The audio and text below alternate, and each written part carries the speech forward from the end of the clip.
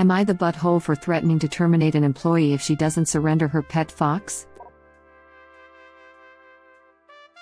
For context, I work in engineering and am a manager of 4 employees, out of 40 or so at our office. A while back, one member of our team was talking about how she was planning to get a pet fox. I didn't think much of it. I looked it up, and they're legal in our state. She apparently got the fox about a month ago, and has been sharing pictures of it frequently with others, including keeping one on her desk, but we've also been noticing several problems. Firstly, when she first got the fox, she was missing from work quite often. She was leaving early, taking 3-hour lunches, and arriving late almost every day. She was aware of it and apologized, saying sorry, I had to take the fox to a vet 1 hour away, or sorry I'm late. The fox peed on me this morning before work and I had to re-shower, but it was happening nearly every day. I talked to her about it, and she was embarrassed and said that she'll do better, and to her credit she has been better about that for the past couple weeks.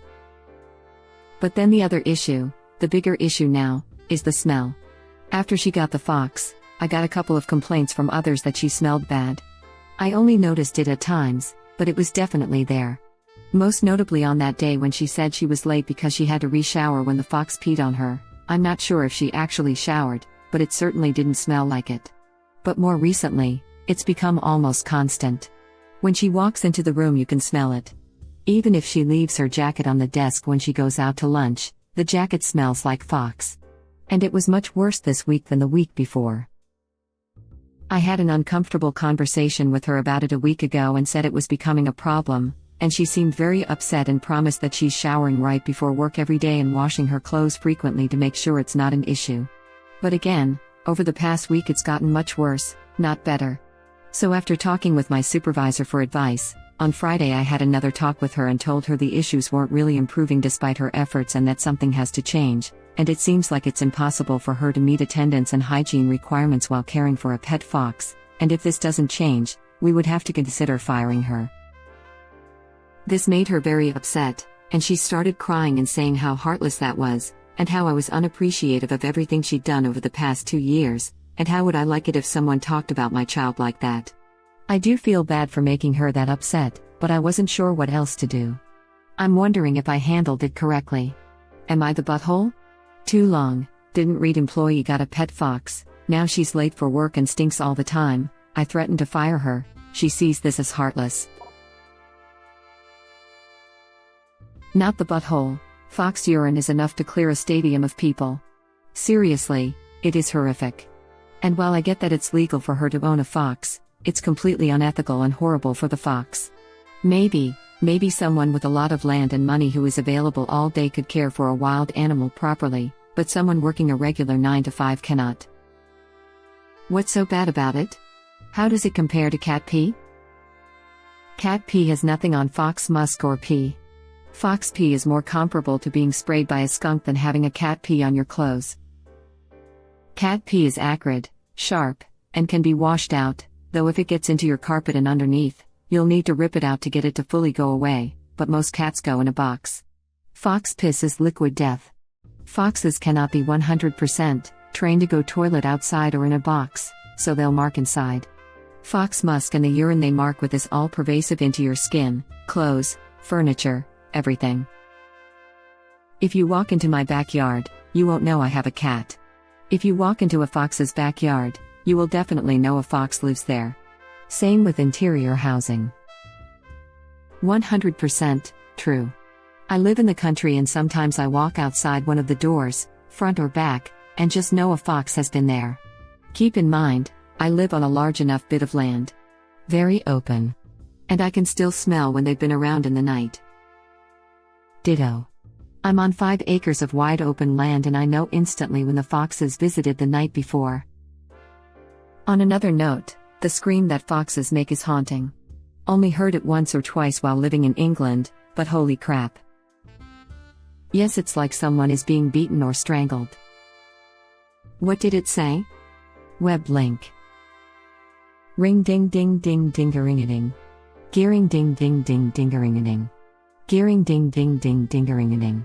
Also, damn you because that song is now stuck in my head. Just a quick tip for all cat owners, Use shaving cream to get rid of cat pee in carpets. Just rub it in as soon as possible with a wet towel, works like a charm. There are also special enzyme clean solutions which even get rid of the remainder, you can't even see it under the black light afterwards. The shaving cream tip is great. If you have boys who frequently miss and you're noticing a funk from the tile grout in the bathroom, shaving cream works really well, cheaper the better it seems to. Let's be honest, this is the answer.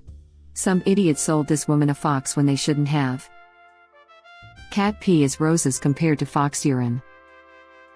You can actually use fox urine to rid your attic of squirrels, but when you buy it, the salespeople will always tell you to store it in an outbuilding, never in your house, and for the love of God, wear plastic gloves and burn anything you spill it on. I put it in a squirt gun and sprayed it in the attic of a house to get rid of squirrels. Even putting the gun and the urine container in 3 plastic bags and in the trash container, I could still smell them empty from a good 20 feet away and days later. I honestly have never smelled anything so pungent in my life, and I've had cats with litter box problems, dogs sprayed by skunks, and an employee who emptied a colostomy bag every day in the ladies' room. Fox urine is worse. Your poor nose. But I think you meant colostomy bag. Colposcopy is a scope exam of the cervix. It's apparently so bad that people who have pine trees growing on their property spray them with fox urine to prevent people from cutting them down to be used as Christmas trees. When it's cold, the pee would freeze and not smell, so if a person would cut it down and put it inside a home, the pee would thaw and stink up the house. I have heard this described by a tree thief as the worst mistake of my life. Not only did they completely ruin Christmas, they had to rip up and replace the carpet and the flooring underneath where the thawed urine had soaked through. He was in college. He and his flatmates thought it would be a brilliant idea to steal a tree. So they snuck out in the middle of the night and found the perfect tree. And best of all, it was free. So they cut it down and dragged it into their shared house. Set it up. Fairy lights, tinsel, the works. It was a beautiful feat of drunken engineering. Really, I'm glad no one cut their own foot off or anything, wielding an axe in that state. Then, something went wrong. As he tells it, the tree began to leak. It thawed, and all of a sudden there was moisture running down the bark and pooling on the floor. And it stank. It stank so much that one of the drunk dudes was instantly out for the count, puking in the bathroom. But the rest of our heroes sprung into action, grabbing the tree and shoving it, lights and tinsel and all, out the window. It was far too late by then. The smell was so bad that nothing they tried helped. Eventually they all stumbled out of their apartment and sobered up in various locations. The next morning, the extent of their mistake was clear. A definite puddle of fox urine had set in their living room carpet. The whole home stank. It was, apparently, a disaster of monumental proportions. Being forward-thinking men of great problem-solving abilities, the gentlemen then proceeded to tear out the living room carpet of their rental home, in a desperate attempt to rid themselves of the smell. No good. The flooring beneath showed clear signs of fox urine. So, like rational human beings during the Christmas break, they broke out their tools and tore up the floorboards too. It wasn't as effective as they might have liked, especially because they just tossed everything straight out the window on top of the stolen tree. Eventually they got a contractor in to fix the giant mess, but not before an utterly miserable fox-pissed Christmas.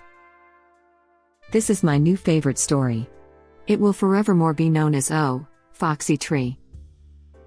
Best.story.ever. I have raised several foxes. They are outside animals, though they also have the sunroom to be inside.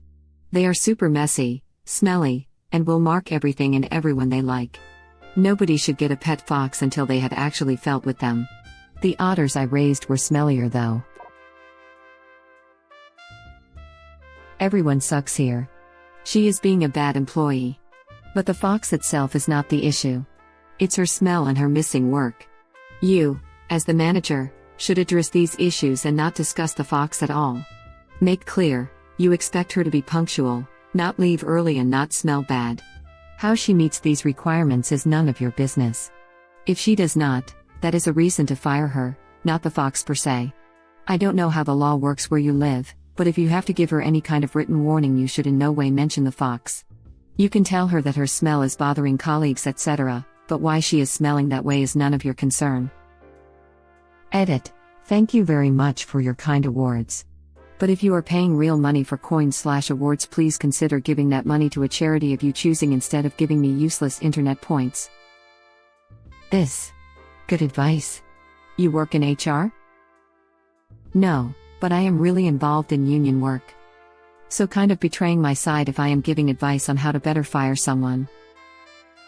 The smell and her attendance problems are also affecting her coworkers, as I'm assuming they're having to pick up the slack, so you're not letting labor down. It's not like she had only dyed her hair fox red and was otherwise a model employee, Fox. Yes, but it's up to her to fix that. It's not the boss's call on how she fixes that. But to be fair to her coworkers, I've worked with smelly coworkers before, not Fox P level, though, apparently. And it affects your work. If you get migraines, it can affect your attendance. It's very unfair to get dinged for performance because of someone else's hygiene issues, no matter what the cause. This is exactly what I was going to say, as a manager. It's not our concern what she's doing in her personal life or how she solves it. The concern is the quantifiable things that are impacting her work and her colleagues. Address that as you would anyone else with these issues. Not the butthole, but your wording is confusing. If she surrenders the fox but keeps coming in late and smelling, you would still fire her. The fox, it appears, is no fox at all but a red herring. You are threatening termination to an employee that is becoming habitually late and has grooming issues that mean she is bothering others with her smell. These issues need to be fixed, and it is reasonable to terminate someone for failing to do so. Original poster should also be aware that even if she gets rid of the fox, it could take weeks to months before the employee smells normal again. Fox musk and urine are pervasive and have probably invaded every corner of her house if she's been letting it indoors. Wow, that guy really was a butthole, wasn't he? If you phrased it as get rid of the fox or you're fired, then you're the butthole. If you phrased it as you must be here consistently on time and not stinking up the place in order to continue working here, then you are completely in the right. The fox isn't the issue. Her lack of attendance and vile smell are the relevant points. When she started crying that you were mistreating her child, you could have easily said, "Hey, I don't care if you adopt a whole den of foxes. Knock yourself out, but if you want to continue working here, I shouldn't be able to tell that you have a fox by walking into your office and taking a sniff. Plus, you have to meet the very same attendance and performance expectations as every other employee. The fox is irrelevant to me." Foxes smell. It's usually something sellers check before giving to buyers. They check whether the buyer knows about this and is fully prepared for it. Sometimes they make you live with foxwee or something that smells of foxes before getting one to see if you can actually cope with it, so you don't buy one and then give it back again later. Your employee is the butthole for either not doing her research and buying from someone dodgy or knowing about this issue, not telling you and assuming you'd put up with it. Poor fox and poor employer. Not the butthole though. I really hope she doesn't rent. That landlord is in for a surprise. AITA, if you may get rid of the fox the requirement for continuing to work. It is a fair requirement for her to not smell of fox and not be late to work. It's her choice if she achieves this with or without the fox. If you have HR, you may want to bring them in on this, to ensure you're not overstepping your bounds. In my country, it's very common for an HR person to sit in on performance reviews like this, and will interject if the manager or employee says anything out of bounds. It may help to have a disinterested party confirm the issue in the politest way possible. It is very possible she's showering a lot, but well. Fox smell don't shift easy. Focus on the behavior, being absent from job and unpredictable about whether she'll be there when expected, and let her sort out the root cause. The smell of the fox is going to linger though, which is why a lot of rescues won't let people adopt until. Web link. I hate to say it, but not the butthole. While I don't know if you can require her to surrender a pet, you can use pet-related incidents as a reason to terminate her. If she's unable to perform her job or if she's interfering with the ability of those around her to perform their jobs, then I think you did what you had to. Foxes are cute, but they're not house pets. Their urine, so I've read and heard, is unbearable, and they can't be housebroken. Thank you for watching. Please subscribe to be the first to know about Red Rabbit Reader's new videos. If you like our videos, Please like them on YouTube and share them with your friends. We welcome your comments below. Press to start another of our videos.